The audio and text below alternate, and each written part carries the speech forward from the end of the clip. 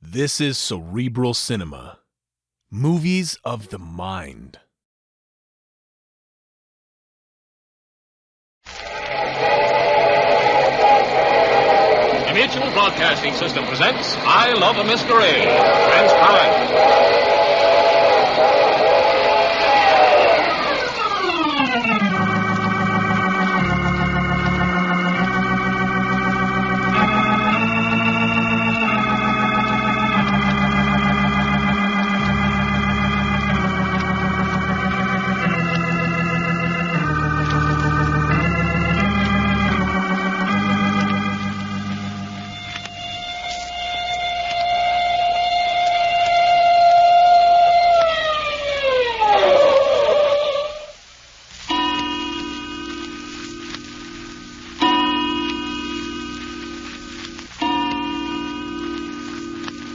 So at last you've seen one of them, these people you call they. Yes, but not his face. No, don't try to sit up. I'm thirsty. Get her a glass of water, Doc. Water coming right up. Just lie still and keep covered up. Where am I? Don't you recognize your own bedroom? Oh, yes. You're sure you do? Yes, it's my bedroom. I always hated it. Why? Because when I was little, Grandma punished me by locking me in here. I was afraid. Why? There were pictures on the wall. Pictures of Humpty Dumpty and Simple Simon and Peter Piper. And a lot more. You mean the wall was papered with Mother Goose characters? Yes. And they wouldn't stop looking at me. Even when I shut my eyes, they were still there, looking at me, laughing. That was when you were a very little girl? Yes. Here you are, Jack. Couldn't find a glass. All right. No, let me raise you up. All right. There. Go ahead. Thank you. Better? Yes. Now then, you say you didn't see him. That is, his face. No. They're very clever. Was his face covered? No. It just wasn't there. Wasn't there? He had a kind of hood over his head. It was all kind of blank and dark inside the hood. Doggone. Describe what you did see. Oh, do I have to? Please. Well, the hood, and then kind of a short smock, big and full. I think it was made of satin. What color was it? Red, like when you stick your finger and the blood comes out. Hey, Sherry, are you telling the truth? Yes, I am. And what about his trousers? Oh, I don't remember whether he had legs or not. You don't remember whether he had legs or not? No. And yet he picked you up and carried you down to the furnace room, so he must have had legs. Yeah, I guess he must. How did he get here in your bedroom in the first place? He just opened the door and walked in. Oh, why didn't you scream? I was too scared. And then he put a gag in my mouth. Didn't you fight him? Oh, I couldn't move. You just laid there and let him gag you and hog tie you? Yes, I couldn't move. And all the time, Reggie was out there patrolling the hall. Well, how come he didn't see you when old No-Face picked you up and carried you out? I don't know. He kept my face pressed against his chest hard, so I couldn't see a thing. I thought I was going to smother. And then he carried you down to the furnace room? Yes. And then he turned on the furnace full blast? Yes. Why? What do you think he intended to do? Oh, I know what he was going to do. Well, then why didn't he do it? Because just then the baby began to cry. Yes, the baby. Yes, the baby cried, and that's the last I saw of him. You didn't see which way he went? No, he was there, and then he was gone. And the next you knew, we were beside you. Yes. Well, son, it looks like we got to set our traps for a feller in a red smock and no face. Yes, it does, doesn't it? Where's Grandma and the girls? Down the library. Reggie's staying with them. Why? Reasons of my own. You haven't done a very good job here, have you? Well, what do you mean? Since you came, the chauffeur was killed. And now Job is dead. That's right. And then this happened to me. You'd rather have someone else? No. You couldn't help it. Nobody could. You think this reign of terror is going to continue? It's got to. It can't stop now. It's got to go on and on and on until there isn't any of us left. Nobody but Grandma. You mean you think you and Hope and Faye's going to be killed? Yes, I know it. You say you know. Do you actually, or is it just your belief? It's the same thing. I haven't been wrong about anything I said was going to happen. That's right, Jack. She kept saying over and over that Job was in a bad spot. And Hope. She's in the worst danger right now. Oh, what about Faye? I don't care about Faye. She doesn't like me. And I don't like her. But she's going to die, too. Yes, but I don't care about that. Job was the one who bothered me most. And next to Job, you like Hope the most. Yes. Cherry, do you know a girl named Pauline West? Pauline West? Yes. Do you? Why do you ask that? Just answer. Do you or don't you? I guess I've heard the name somewhere. Sounds familiar. She's a radio actress. Now, do you recognize her? No, I don't think so. What the heck's a radio actress named Pauline West got to do with this, Jack? I don't know, but I found several casting sheets down in the furnace room made out in her name. He found what? Casting sheets.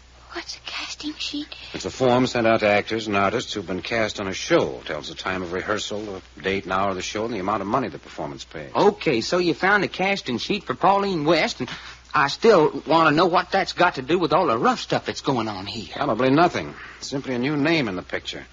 And if there's a Pauline West connected with this house, I want to know it. Well, wouldn't Cherry know it if there was? Seems likely. But I'd still like to know what that casting sheet was doing in the furnace room. Must not be a very good actress. I never heard of her before. Oh, you listen to radio shows? Of course I do. Well, anyway, all of them that's got girls on them.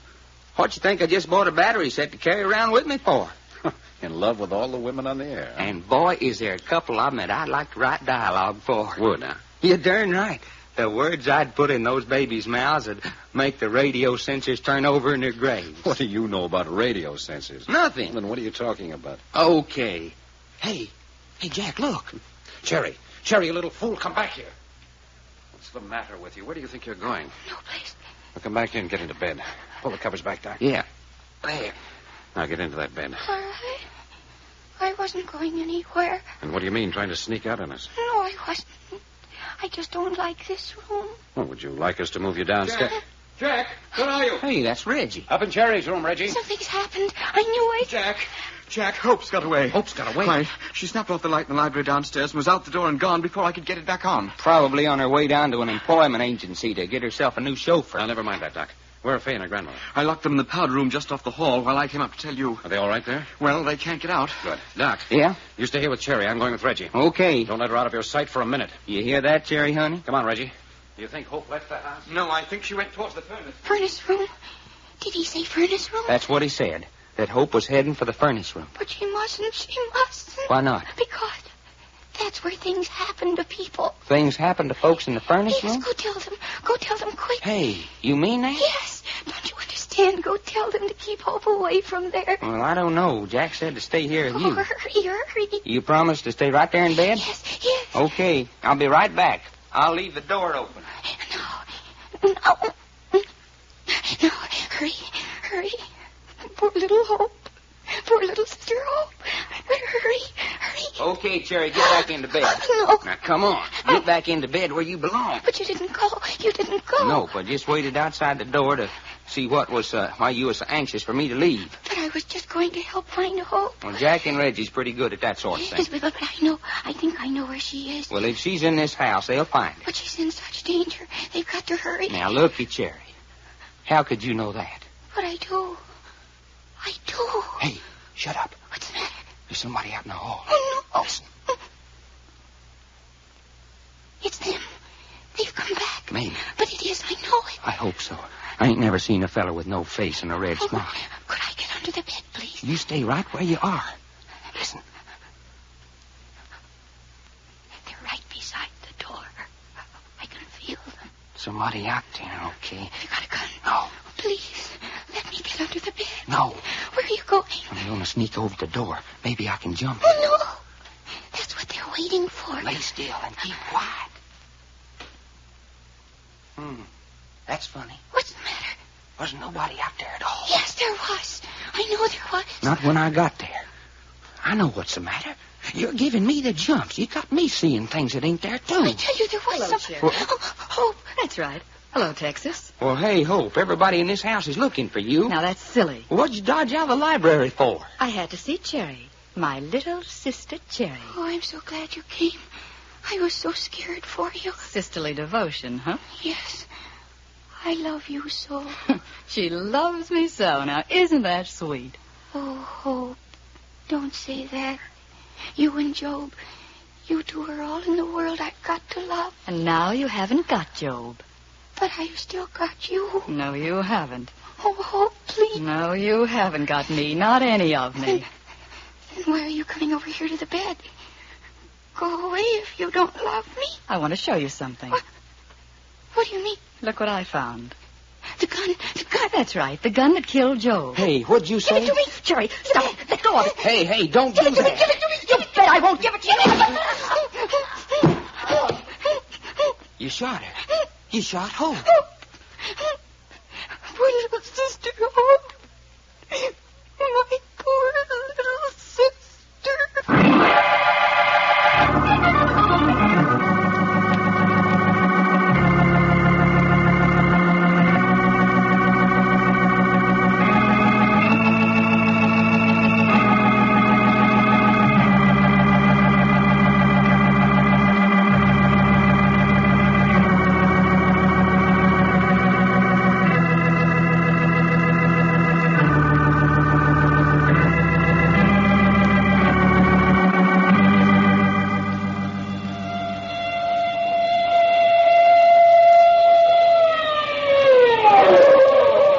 The further transcribed adventures of Jack, Doc, and Reggie will come to you tomorrow at this same hour.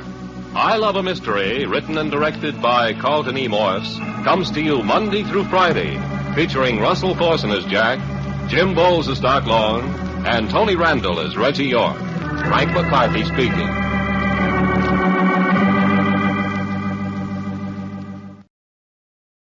Cerebral Cinema hopes you have enjoyed this movie of the mind.